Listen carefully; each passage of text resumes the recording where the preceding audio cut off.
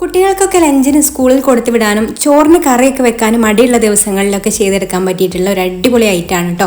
അപ്പോൾ ആദ്യം തന്നെ മിക്സിയുടെ ജാറിലേക്ക് ഒരു 2 വെളുത്തുള്ളിയും ഒരു ചെറിയ കഷ്ണം ഇഞ്ചിയും പിന്നെ ഒരു പച്ചമുളക് ഇതുപോലെ രണ്ടായിട്ടൊന്ന് മുറിച്ചതും 1 ഇല്ലി കറിവേപ്പിലയും പിന്നെ ഒരു 2 ടേബിൾ സ്പൂണ് പുതിനയിലയും ഒരു 1/4 കപ്പ് മല്ലിയില കൂടെ ചേർത്ത് കൊടുത്തിട്ടുണ്ട്. ഇനി ഇതിലേക്ക് ഒരല്പം വെള്ളം, 1 ടേബിൾ സ്പൂൺ വെള്ളമൊക്കെ ഒഴിച്ചു കൊടുത്താൽ മതി. നമ്മൾ മിക്സിയിൽ അരച്ചെടുക്കാൻ പാകത്തിനുള്ള വെള്ളം കേട്ടോ, അത്രയും മതി, ഒരുപാട് വേണ്ട. ഒഴിച്ചു കൊടുത്തിട്ട് നന്നായിട്ട് ഇതൊന്ന് അരച്ചെടുക്കാം. എന്നിട്ട് ഇതുപോലെ ഒരു പാൻ സ്റ്റൗവിൽ വെച്ച് കൊടുത്തിട്ടുണ്ട്. ഇത് ചൂടാവുന്ന സമയത്ത് ഇതിലേക്ക് 1 ടേബിൾ സ്പൂൺ ഓയിൽ ഒഴിച്ചു കൊടുക്കാം. ഓയിലിന് പകരം നിങ്ങൾക്ക് വേണമെന്നുണ്ടെങ്കിൽ ബട്ടറോ അല്ലെങ്കിൽ നെയ്യോ യൂസ് ചെയ്യാം കേട്ടോ. ഏതാണോ നിങ്ങൾക്ക് താല്പര്യം അത് യൂസ് ചെയ്യാം.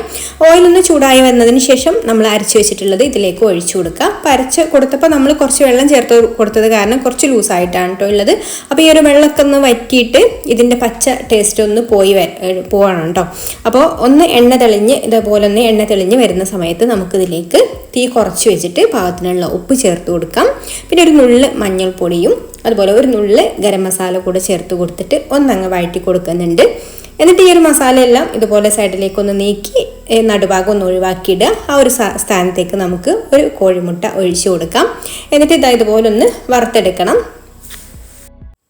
ഫ്ലെയിം കൂട്ടി വെച്ചിട്ട് ഇതുപോലെ ഒന്ന് നന്നായിട്ട് ഒന്ന് ഇളക്കി ചിക്കി പൊരിച്ചെടുത്തതിന് ശേഷം പിന്നെ എല്ലാം കൂടി നന്നായിട്ടൊന്ന് മിക്സ് ചെയ്ത് കൊടുക്കുക. ഈ ഒരു മസാലയും മുട്ടയൊക്കെ ഒന്ന് മിക്സ് ആക്കി എടുത്തിട്ട് നമുക്കിതിലേക്ക് ചോറ് ചേർത്ത് കൊടുക്കാം. ഞാനിവിടെ സാധാരണ ചോറാണ് കേട്ടോ എടുത്തിട്ടുള്ളത്, മട്ടരിയുടെ ചോറ്, നമ്മൾ ഉച്ചക്കൊക്കെ വെക്കുന്ന ചോറാണ് എടുത്തിട്ടുള്ളത്. അല്ലെങ്കിൽ ഇനിയിപ്പോൾ നിങ്ങൾക്ക് ബാസ്മതി റൈസോ അല്ലെങ്കിൽ ബിരിയാണി റൈസോ ഒക്കെ വേവിച്ചിട്ട് ചേർത്ത് കൊടുക്കാം കേട്ടോ. കുട്ടികൾക്ക് സ്കൂളിൽ കൊടുത്തു വിടാനൊക്കെ ആണെന്നുണ്ടെങ്കിൽ ഇങ്ങനെയാണെന്നുണ്ടെങ്കിലും ഈ ഒരു ചോറ് ചേർത്ത് കൊടുത്താലും നല്ല ടേസ്റ്റ് തന്നെയാണ് കേട്ടോ. എന്നിട്ട് എല്ലാം കൂടി നന്നായിട്ടൊന്ന് മിക്സ് ആക്കി എടുത്ത് ഒന്ന് ചൂടാക്കി എടുത്തതിന് ശേഷം ഫ്ലെയിം ഓഫ് ആക്കാം. അപ്പോൾ ഇത്രയേ ഉള്ളൂ, നമ്മുടെ അടിപൊളിയായിട്ടുള്ള പച്ചമുട്ട ചോറ് റെഡി ആയിട്ടുണ്ട്. ഇപ്പോൾ കുട്ടികൾക്ക് ലഞ്ച് ബോക്സിലൊക്കെ കൊടുത്ത് വിടാൻ ഇനി വേറെ കറികളോ കൂട്ടാനുകളോ ഒന്നും തന്നെ വേണ്ട കേട്ടോ.